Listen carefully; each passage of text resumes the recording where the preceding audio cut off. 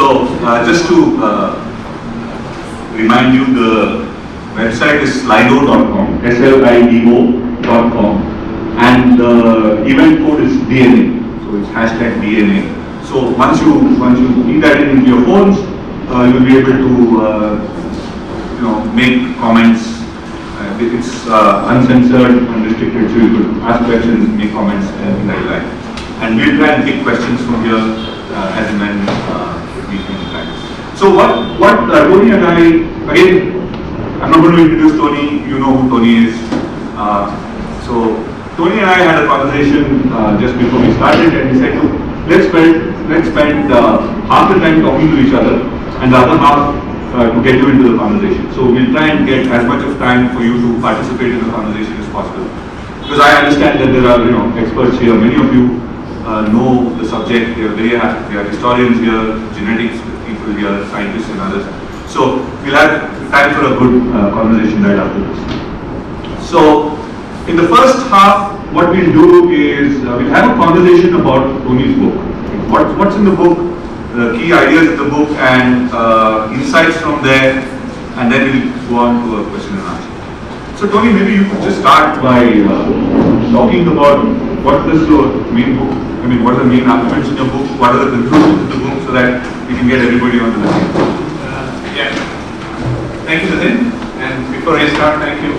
It's nice to be in Bangalore, free from the political and physical pollution of Delhi. Thank you also for all those early Indians. As my friend Krishna Shastri on Facebook recently said, early Indians promises to be a fascinating read, because I have always wanted to know more about those of us Indians who arrived at 7:59 p.m. and the invite says 8 p.m. The book itself took longer than that. I think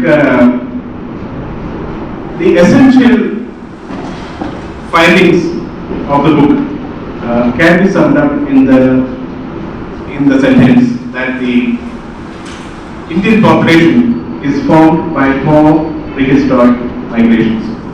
This has not been said in this manner so far, but now we know from evidence from a variety of fields, from genetics, from archaeology, from linguistics, from epigraphy, from all at least 6 disciplines, that if you want to understand Indian population today, you need to realize that it is the result of 4 major prehistoric migrations. The first one happened around 65,000 years ago, when the out of Africa migrants, who later went on to populate all of the North African world, arrived in India about 65,000 years ago. They then went on, some of their descendants then went on to populate East Asia, Southeast Asia, Australia, and the rest of the region. We also now know that it must have, when they arrived, they did not come to an empty land, that India, that was already populated by a robust number of other species, other members of the Homo species, not Homo sapiens. So it is likely that they avoided, or they kept out of the way of the archaic humans. So and it must have taken, my book argues that it took until about 35,000 years ago for the modern humans to be masters aboard at the sea in the subcontinent. So this is the first migration. The second migration happened around 9,000 years ago or earlier from West Asia, and when they came, they mixed with the first Indians. The book calls the people who came here as the result of the out of Africa migrations first Indians. So the West Asians who came around 9,000 years ago or earlier mixed with the first Indians, and it is this mixed population that spread agriculture across, for the first time, across the northwestern region of India, which ultimately led to the rise of the Harappan civilization. This is the second migration. The third migration happened from Southeast Asia between 4,000 to 3,500 years ago, which brought speakers of Austro-Asiatic languages to India.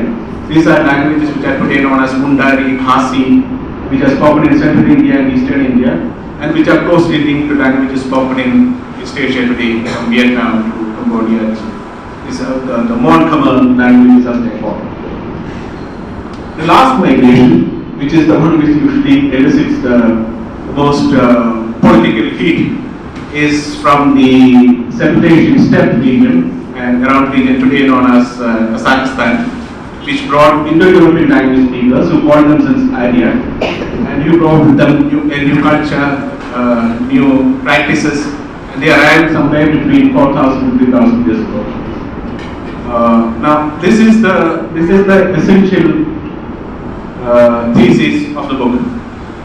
It's not a thesis; it's based on the latest research across 6 disciplines, which is history, genetics, linguistics, archaeology, biology, geography, and I will not mention paleogeography, archaeobotany. So that's the substance of the book. Now there are other things that follow from this also. We now know, because we often used to ask, where did the out of Africa migrants go? Where are they? Now we know the answer.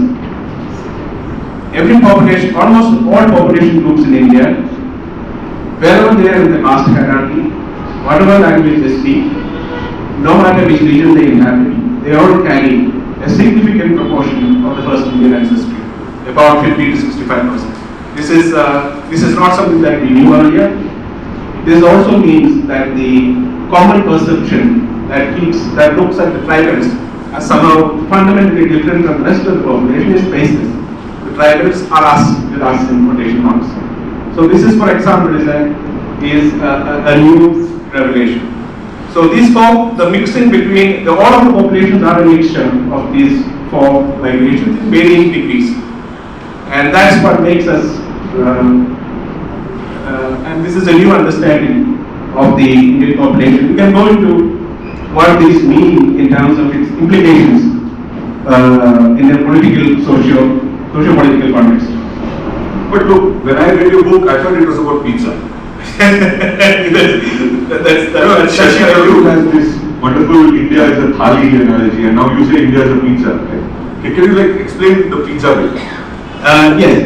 The pizza bits actually came about because a friend of mine, whom I deeply admired, he knew that I was working on this book, wanted to know how would I describe the population formation of this particular state.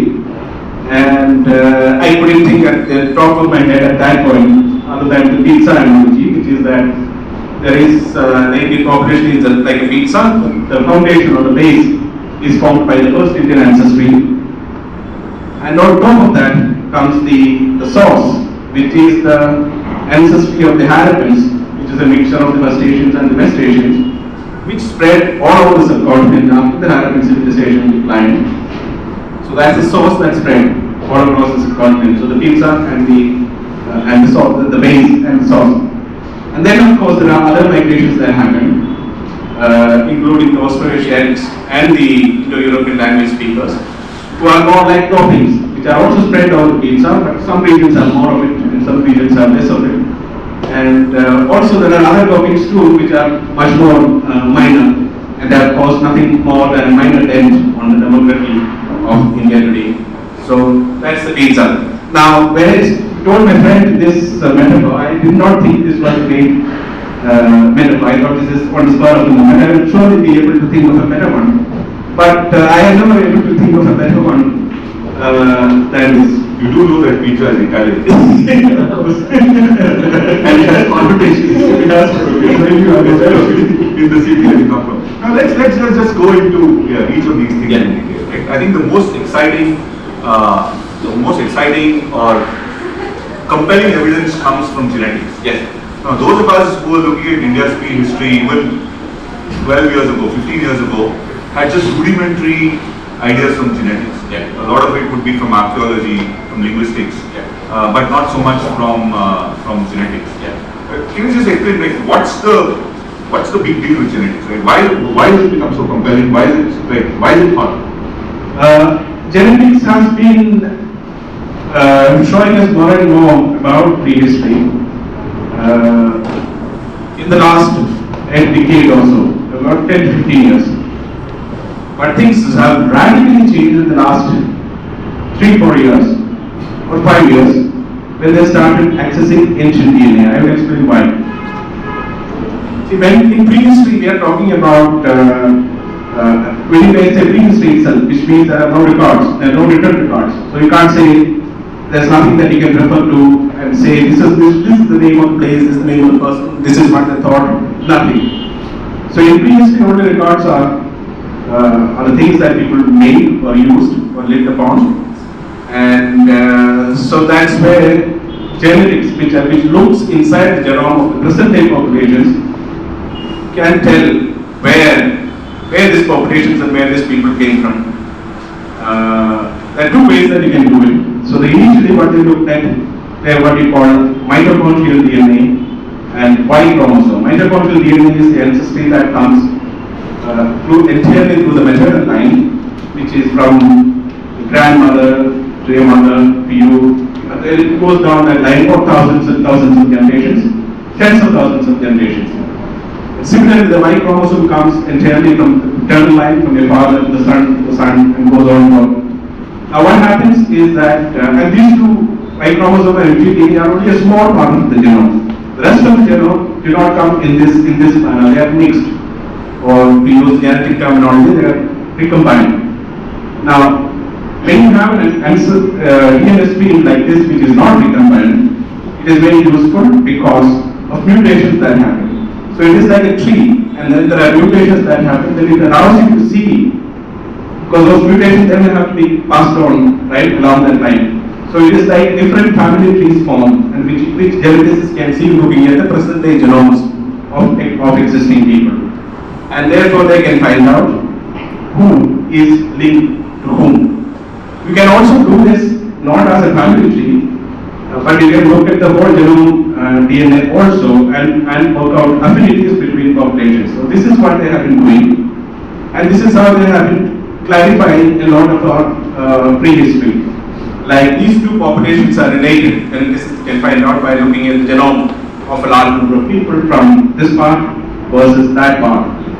But what this early stage of genetics, population genetics, could not solve was how did this affinity between these two populations come about? Who moved where? We could not say the direction of movement. And that's the problem that ancient DNA solved. Because if you get ancient DNA from the same location at different periods, let's say 3000 BCE, 1000 BCE, and 100 CE, and you can say that at the earliest level there is no ancestry of, let's say, step. There's no step ancestry. But that, let's say, at 1000 BCE, there is step ancestry. Then you can make a clear conclusion that step ancestry is a new entrant into this area, and it happened between this time period. So ancient DNA solves the problem of the direction of movement, and that's what has solved and clarified prehistoric population movements across the world. India is just one. For example, now today, and 10 years ago we did not know this. We know that European populations got almost very substantially replaced twice over. First, around 7,000 years, around 9,000 years ago, when West Asian farmers from Anatolia, today's Turkey, moved into Europe, to a large extent displacing, and to some extent mingling with hunter-gatherers of Europe. This was 9,000 years ago. Then again, around 5,000 years ago, the steppe passed place, relatives of the same people who moved to South Asia 1,000 years later, moved to Europe, again displaced a large part of the previously existing population of farmers and hunter-gatherers, and to some extent mixing with them. So in Europe, across Europe, for example, today, the ancestry of the first hunter-gatherers of Europe is down to single digits in most of Europe, except in North America where it is still high. So now we know that Europe has went through two major demographic changes within the last 10,000 years. We also know, for example, in America, Even before the Europeans arrived, there were at least three major migrations from Asia into the Americas that formed the population of the Americas before the Europeans arrived. We know that in Southeast Asia there have been at least two major migrations, three including the first one in Latin America. Apart from that, two major migrations from China that significantly changed the demography of the region. So all these have been based on ancient DNA analysis, and this is what has changed in the last 3 years. So we'll assume everybody here knows genetics and genomics and all of that. So we won't try and they're all well trained in genetic techniques. So, but what we'll do is let's try and unpack the story, right? 65,000 years ago is the first wave of migration from Africa into the rest of the world, including to India, Southeast Asia, and Australia, and so on. How do we know this? Okay. The first thing that we know is that we now know that all of the modern human population out of Africa come from a single mitochondrial DNA haplogroup or branch called L3, meaning from what is Balochistan, Western Punjab down to Orissa. So there's a line across the subcontinent. As you come down this line, the amount of ancient North Indian ancestry declines. Amount of South Indian ancestry increases. What they found is also that there is a caste, it's also divided into the caste the same way. The upper caste and the Northern Indian communities today and the upper caste today have greater ANI ancestry than the South Indians. Well, the latest research suggests, the one that came out in 2018, is that there is when they model, I'll come to that, when they model Indian populations based on these four, the West Asian, steppe, and the First Asian, they found the perfect fit for the way the Indian population today is. That's the mix. Except that some group they found did not really fit into this mixture pattern. They had very high levels of steppe ancestry. And who were these people who had very high levels of steppe ancestry? Those were people who were traditionally custodians, as the paper says, traditionally custodians of Sanskrit texts, which is another way of saying high caste in North India, less so in South India. So, what it suggests to me is that, this goes, so I think that answers the question. So, okay, so let me now bring the story. Now the story is that the Harappans have been slowly replaced by the migrants from Kazakhstan who bring the horse, Sanskrit, and the chariot. And one more, it may not be correct just because a lot of the debates and based on unnecessary confusions which people take words to mean. It is perhaps not accurate to say that Sanskrit with them. For Sanskrit is an evolution. It is something that Proto-Sanskrit. Yeah, the earlier version of Sanskrit would be correct. Yeah, Proto-Sanskrit. Thanks for the question. So then, up to somewhere around the year 200 in the Common Era, yes, roughly about 2000 years ago, these mixtures used to happen. That's right. Then somewhere around the year 200, the mixture stopped. People stopped intermarrying across these divides. For 2000 years before that, people would marry, and an ancestral North Indian would marry an ancestral South Indian, and across this, all these marriages would happen. But so in the year 200, suddenly it stopped. And from the year 200 roughly onwards until now, you have massive amount of endogamy. As David Wright says, India has a large number of small populations. So these small caste communities would marry within the caste communities for almost 1,800 years, and to this day. Right? That's it's fascinating. I mean, what you said is correct. 100 years, but just think about it. The period from about 4,000 years ago to 2,000 years ago, that is 2000 BCE to the beginning of the Common Era, that must have been some period. Look at all that happened. The Harappan civilization, the largest civilization in the world, which had sustained itself for 700 years, falls apart slowly. People move to the east, to the south, places that are deserted or they no longer keep up the cities. So there is a desertion and movement happening of people moving towards more fertile regions. Around the same time, during the same period, there are many migrations happening, which people coming from Southeast Asia bringing new agricultural practices, new plants, and speaking a different language altogether. And there are people coming from Central Asia, bringing with them horses and more warrior-like, with a completely new culture, which is more nomadic, mobile, and there is mixing that is happening that you can genetically see of the kind that has never happened before or later. So this 2000 years, if you had picked a period in the history of India, a period that is the most wondrous, most interesting, and this is that 2000 period. There's nothing before, nothing after. And this mixing that no one untouched. And that you can see evidence of today.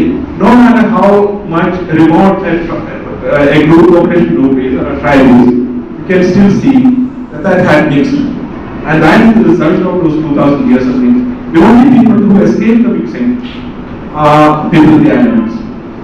And it's this mixing because they are geographically cut off from the mainland.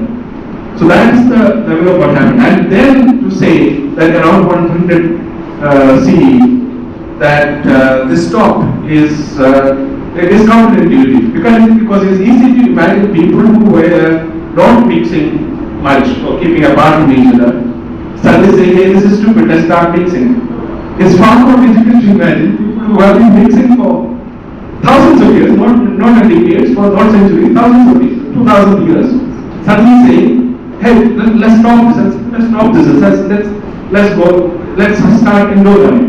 But that's what happened over a large period of time. It might have taken a longer time than what the study suggests of around 100 CE. But endogamy starts. And the result is exactly what you said, as David Wright said, that most people think that India is a very large population. He says that's wrong, it's a wrong way of looking at it.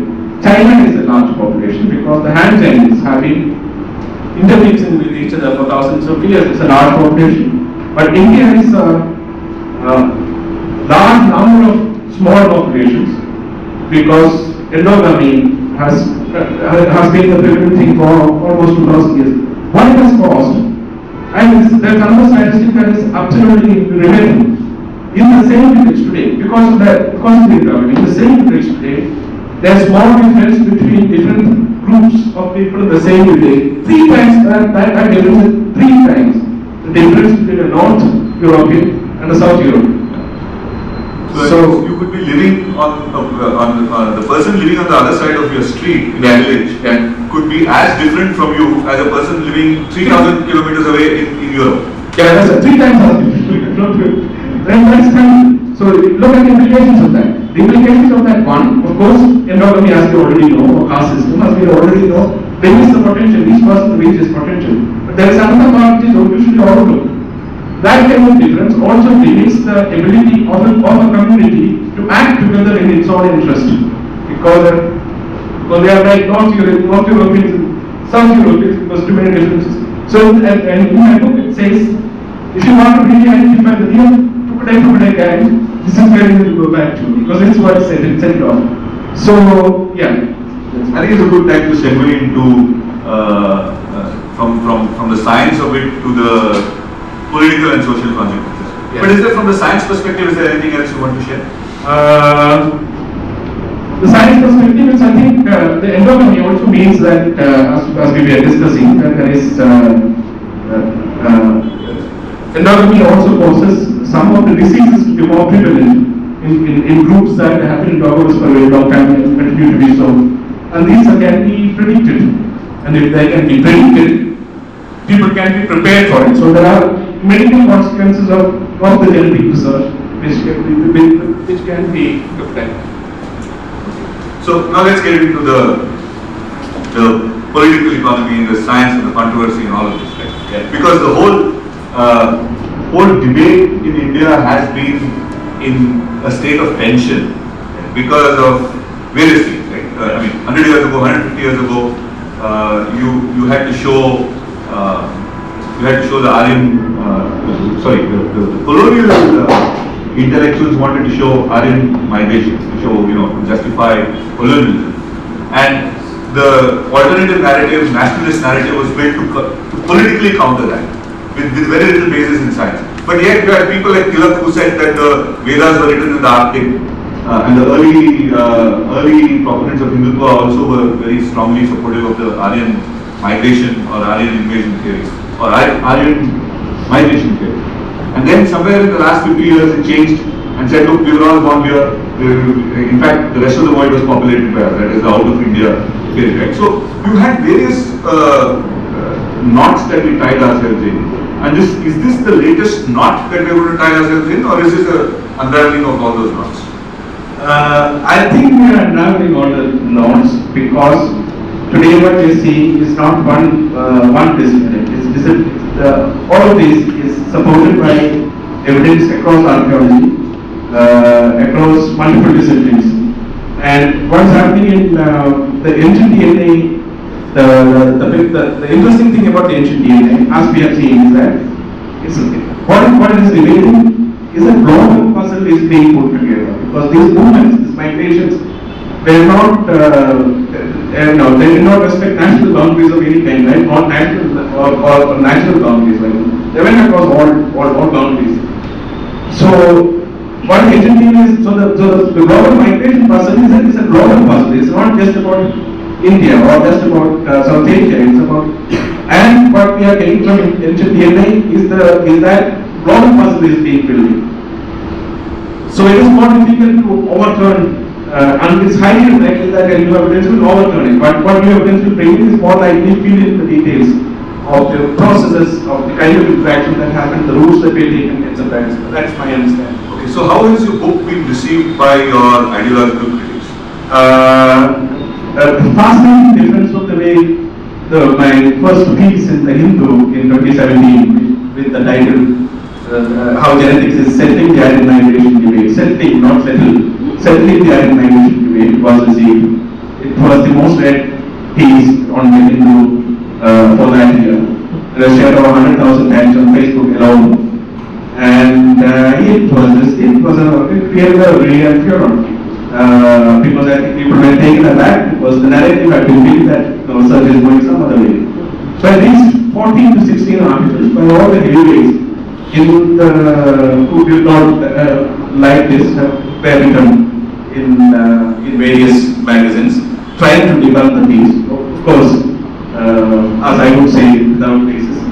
And then, but today when this book is out, there has not been utter and complete silence. Look, that's now been out for almost nearly 2 months. With utter and complete silence, except for one exception, where one of the major right-wing political hands has made 2 tweets to encourage his fans to go and downgrade my book on the Amazon page by saying, without reading it, by giving it 1-star rating. So apart from that, there is complete silence. Have you written about a certain French aircraft which is because that doesn't give you a lot, because I think a lot of attention is captured by the French aircraft and critics. But tell me more seriously about what do you think will be the impact of these findings for the kind of future that we will live in? Because initially people might deny this, and I think your experience is, I take heart from the experience, that the ideological refusal to engage with the facts is dwindling, right? So you might have whatever ideology you have, but the facts are what they are, and you can't refuse to, you can't ignore them, right? So you will probably have to accept them grudgingly in one way. So maybe the next 5 to 10 years, there will be a grudging acceptance of this. But what might be the consequences of Indians realizing that this is who we are? I think I can say a few things, but I think my real feeling is that this will take time to unfold. Because these findings and this understanding is foundational, and this is an understanding we have never had, right? Not only us, many people around the world do not have about us. This is new. In our case, it is far more. I think this understanding is far more because it overturns many existing assumptions. So I do not think the full implications of this will run out quickly. It's something that will take a long time to run itself out. Because today, what things do we know? We know that the caste system, for example, has no basis. Right? It was the result of a polity. It did not start with the arrival of the Aryans. It was not founded on religion. It's founded on something that is political that happened around 100 CE. We need more research into that. So the caste system has no basis other than a political basis, which we need more research on. We also know that we share far more with each other than we ever understood.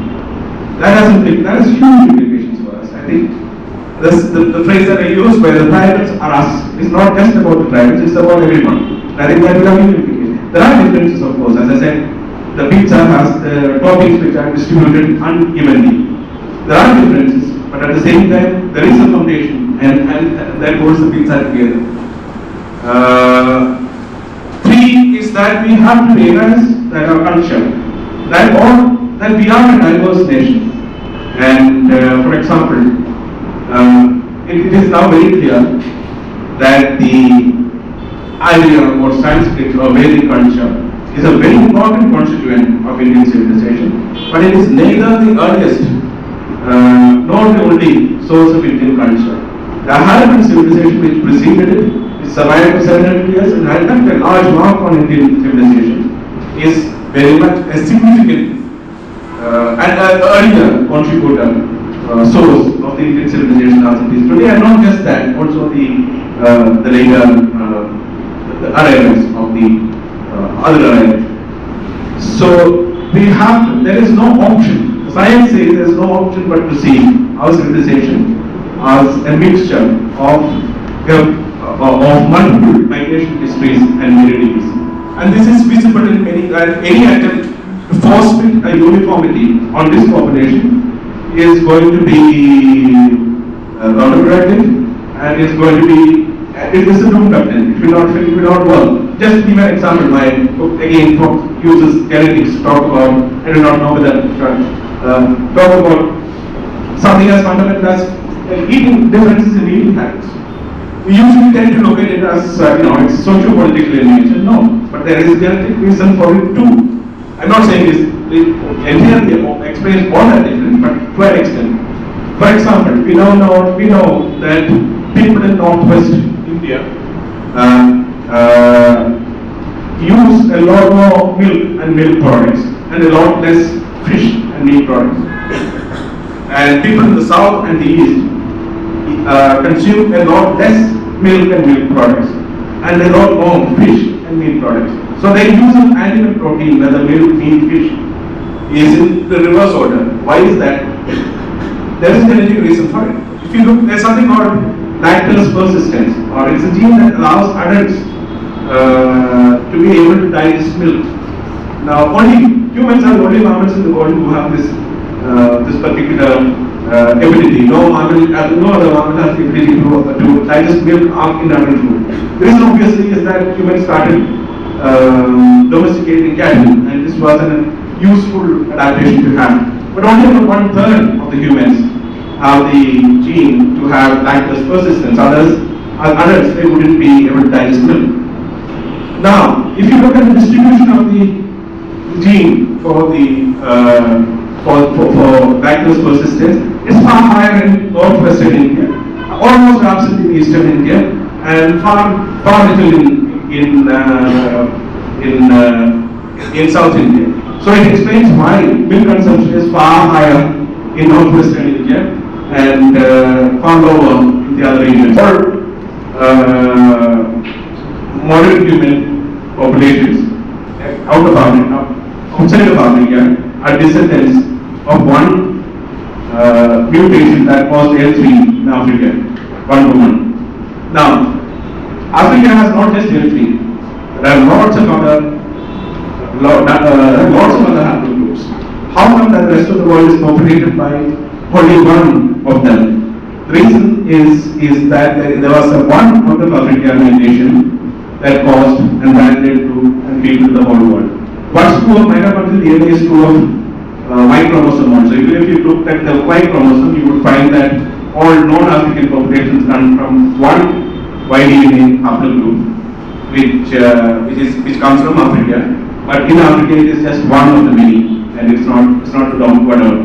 So we now know And geneticists can also figure out the branches of the tree, how old they are. So now we know that the migration, therefore, by looking at the age of the haplogroups, we can now know that the migration happened around 70,000 to 80,000 years ago. So that's how we know.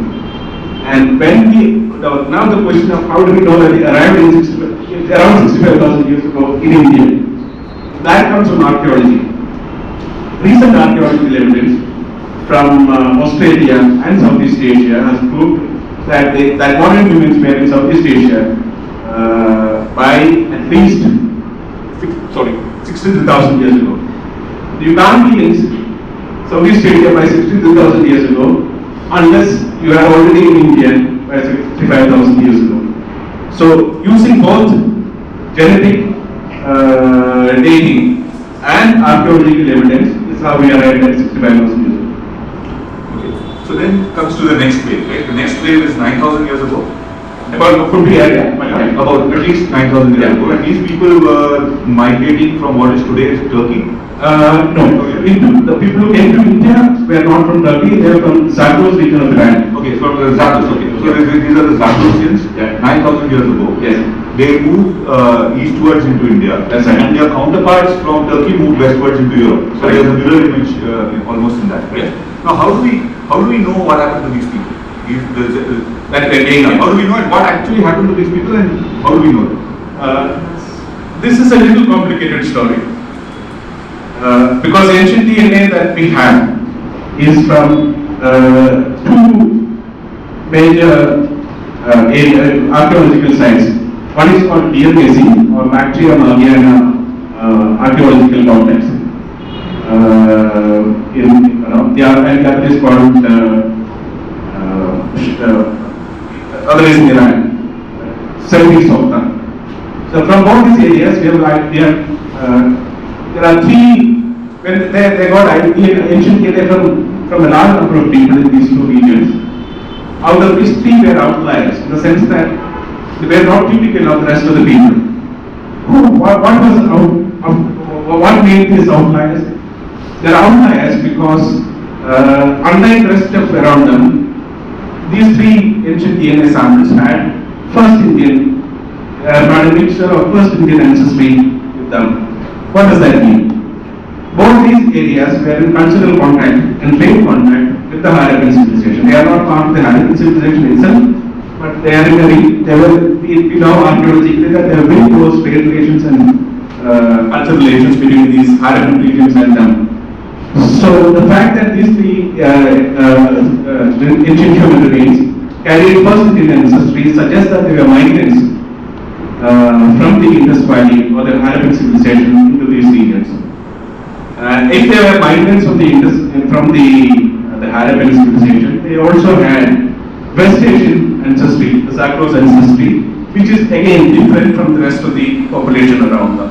Putting both these things together is how we know that there was significant mixture. Using ancient DNA, we know that mixture happened at least as early as that. And we looking at present day genomes, we now know that particular ancestry is still there in a very large way among present day populations, whether in North India or in South India. Right. So these people became what we call our ancestral North Indians, and no, ancestral South Indians. No, so that's a slightly different concept. I mean, the Harappans migrated when the civilization declined. They migrated both towards east, that is North India, and to the south, which is South India. When they came down south, they mixed with the first Indians who were already there and forming the ancestral South Indian population. When they moved east and towards North India, that was the period that would have been the period when, or shortly thereafter, would have been the period when the migration from the steppe happened, and thus forming the ancestral North Indian population. So in a way, the Harappans, you can say, are the ancestors of both the North Indians and the South Indians, because they spread to both regions, and Yeah, and their ancestry is visible in both regions. I mean, there's a twist also which the book goes into, which is that while the genetic and to an extent the cultural ancestry of Harappans is shared by both North Indians and South Indians, it's a different issue altogether. That the linguistic heritage of Harappa is Dravidian, but that is today seen only in the, or mostly in the South. Yeah, so we'll come to linguistics later, right? So now what we know is that 65,000 years ago the first Indians came, and 9,000 years ago the Zagrosians came and mixed with the first Indians, and they brought in agriculture to the country, and they also formed the... one correction, I wouldn't go so far as to say they brought agriculture. We can say it would be more accurate and in line with the evidence to say that they probably helped speed up an agricultural transition that was already happening in India. And then they also formed the Harappan civilization. Correct. So the Harappans were a mixture of these two. Correct. Right? They were not people from Karnataka like Vizhlingappa and Harappa, no. No, but you can say that the people like are all still that they moved down, right? Yeah, that's the reason why we have Harappa in Bangalore. That's right. Okay. But more seriously, the Harappans then formed the urban civilization. Yes. From 4000 BC to about 2000 BC. The mature period is mature Harappa is from 2600 to 1900 BC. Yeah. To 4000. Yeah. So that's the period when they had a flourishing civilization all across the northwestern part of the subcontinent. Yeah. It's a huge the largest civilization of its time, as much as Mesopotamia and Egyptian civilizations put together, both in terms of geography and in terms of population. Yeah. So you spoke about Dholavira, right? Can you tell us about that Dholavira? Yeah, this was the first Harappan site I visited in India, and it was an amazing experience because most of the structure is gone. You can only see the foundations, but what still strikes you is the scale and the ambition with which it was built. And even though only the foundations are left, you can see the robustness of what was built. And there's a spectator stand and a stadium before. You can only imagine what it was used for. And we also know from archaeologists that this would be, Dholavira didn't come up like cities in many places in India today do just by arbitrary. It was planned. It was built from scratch. So then imagine the vision and the scale of the ambition that one had to have 4,600 years ago to build something like that. And then you are absolutely struck by the fact that after this disappeared, you have to wait almost 1,500 years until the Mauryaans came along to see something of that scale and ambition. So yeah, I think we do not feel enough connection to the Harappan civilization. We read about it because we never really knew, as beginning of this course, who they were, where did they go. Now we know that they didn't go anywhere, that they are the ancestors of Indians, and that's what they did. A unique civilization which is starting in Indians. But here's when it gets a little interesting and controversial, Yeah. because then the next wave of migrants who came, Yes. 2000 years BCE, right, about 4000 years before now, these people came from Kazakhstan and what is Central Asia today, and mixed with the Harappans. Correct. But there is a male domination in in other words, the migrant males married the Harappan females. Let me explain the male. People often think that it comes because just males came and then therefore there is male domination. It may not be the case. That could be one reason. That may not be the case. It could be that those who came did mingle with a large number of respective whether they came with children or not, and left behind a large group. Because we can look at what happened in India is pretty much similar to what happened in Europe. In Europe, we can see that as the step pastoralists moved in, in particular areas where research has been done, has shown that there has been significant repression of the existing male ancestry in that region, but not the existing female ancestry that still continues. But that shows us that there is significant replacement of the local males, or another way of putting it, the incoming males had much greater access to But the I females. usually suggest that there was Yeah, conflict, but and the local males lost over, Yeah. were forced not to reproduce. Yeah, but genetics can't answer that because genetics can only say this was the result. What was the process that led to? It could be anything. Could be anything. It could be a situation where the migrants came, both the male and the female came, the females just didn't reproduce, the males reproduced with the local female. By some chance that it happened. But okay, that's the controversy. The controversy really is about whether the males were powerful and it was invasion. Yeah, there is strong suggestion of a male dominance. Which also suggests invasion, conflict, rather than just assimilation, right? I would hesitate to go that far. I would say, why is that? Because these are loaded questions, issues, and we should just say what the evidence says. Evidence says there is evidence of male dominance in the European experience as well as the Indian experience. And it is broadly correct to say that Bronze Age migrations were perhaps, there is this likely that Bronze Age migrations were far more male dominated than farming migrations. But as I said, we need more archaeological evidence and occurrence. So these migrants who came from Kazakhstan, the latest wave of migrants, were also the people who brought the horse, That's right. the wheel, the chariot and Sanskrit? No, wheel was already there. The Americans already had, for example, the Mulaka. Then you have spoke wheel. Well, spoke wheel, then you are talking about the chariots and things like that. Yeah, that probably not. So the horse, the wagon, much better mastery of methodology. These were some of the things that they brought in. Also a culture that was dominated by sacrificial rituals and mobile lifestyle. The mobile lifestyle is very, very interesting. What is interesting is that when the step masters moved across the settlements that were already there in some parts of the Central Asia, etc., disappeared.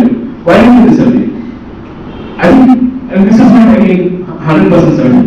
It's likely that this was the new lifestyle. Style change. What is the most The cool thing to do the is cool thing to do is to be mobile. That's the lifestyle that's new.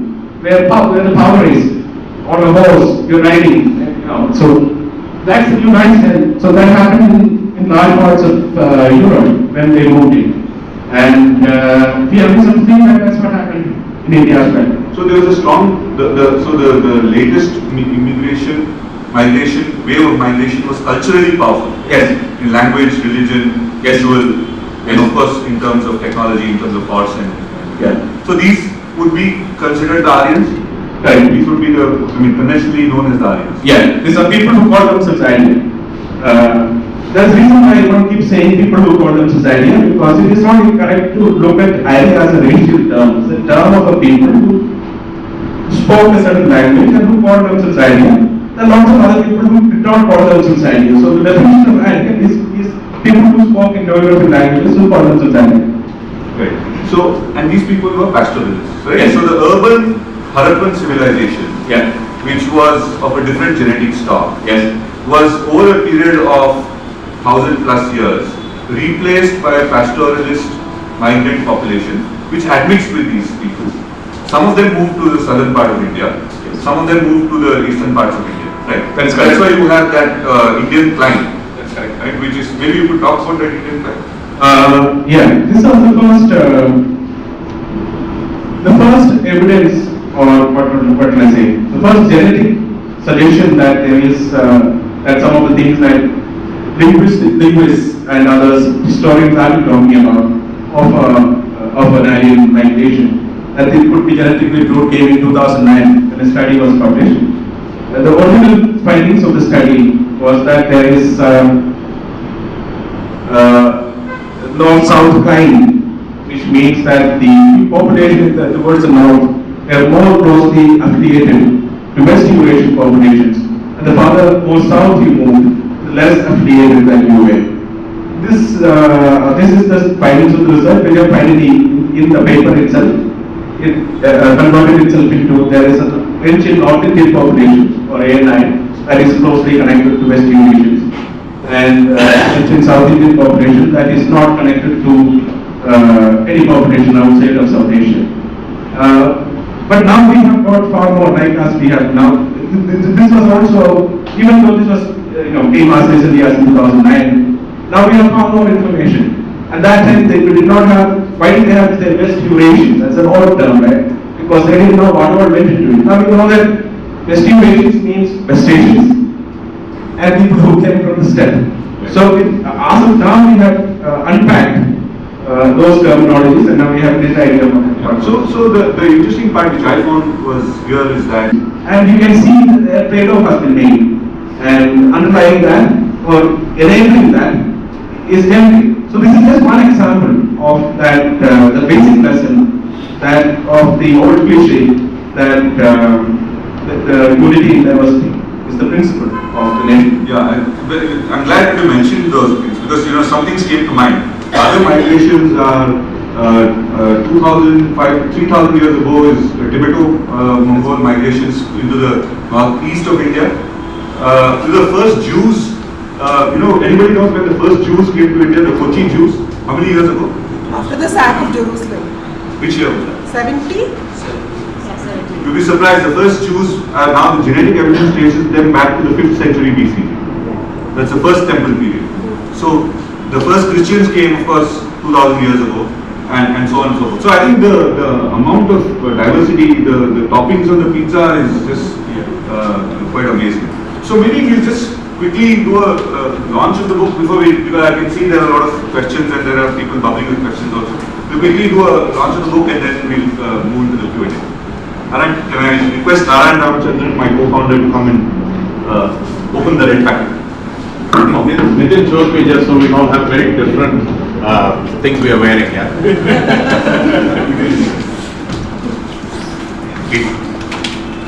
I think we both open it. Yes. Are we allowed to rip it or are we supposed to do the Indian thing and keep it? We try to use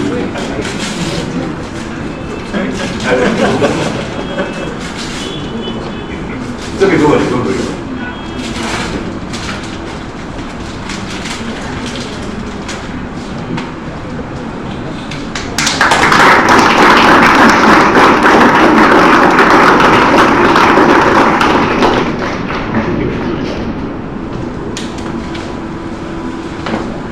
So the book is out there, you can purchase it at your free time. So I'll probably take a few questions from here which need to be updated and then I'll come to you. The first question seems to be, what's the role of probability in knowing what we know from genetics? We know it to be true or we know it to be probably true? In other words, how certain are these conclusions? Genetics-based conclusions, what's the certainty?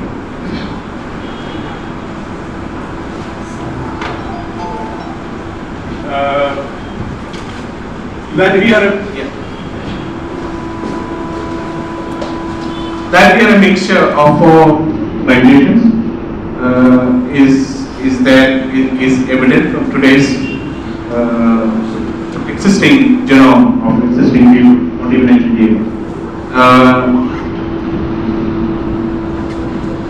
I think the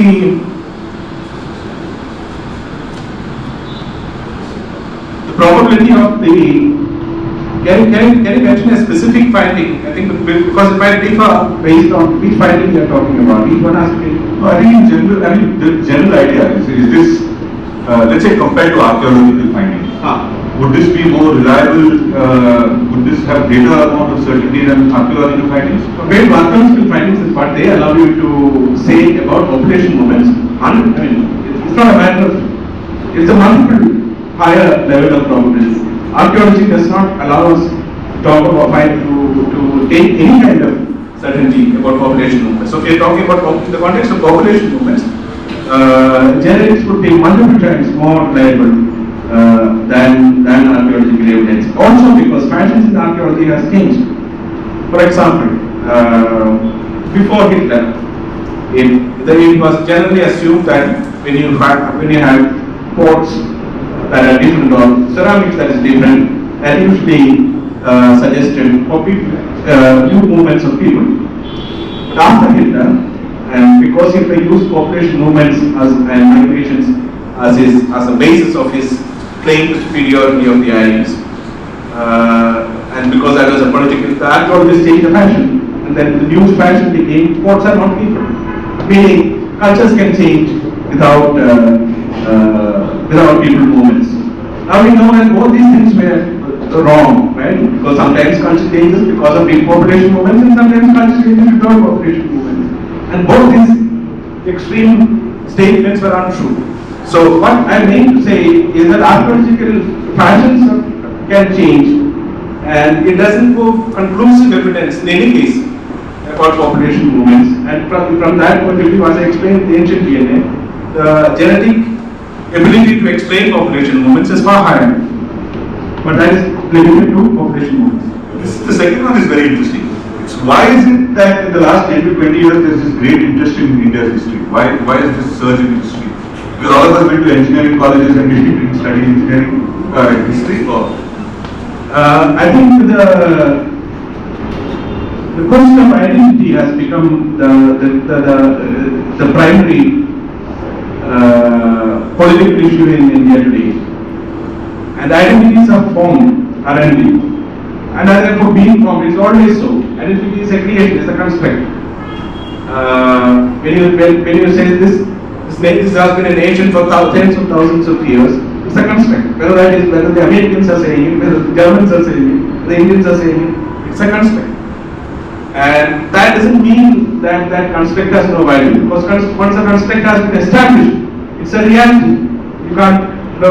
So I think right now we are in the process of creating. There is a popular need for creating an identity. But I think it is important that that identity be created that is in tune with the data that we find, which is why the idea that we are when we talk about population formation is important. So that wrong ideas are not become the basis for the creation of identity. That's happening right now. Thank you. I'll take two questions from the audience and then before going back to the gentleman there.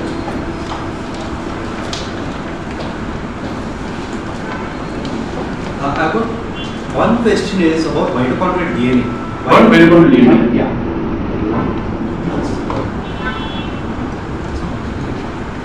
Mitochondrial DNA is okay. It's maternally inherited.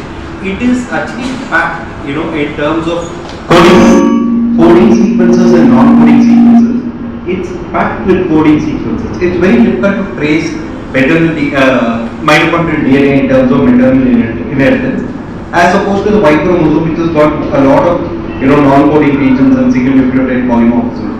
So, if you're going back 70,000 years, my first question is: can you really trace, especially if you're taking a population from say East Africa, the original Lucy, and if you trace them, is it possible to trace it forward 70,000 years to India? That's one. No, I think just stop at one question because we have some. And let me take another question also from this side so that we can take two at a time.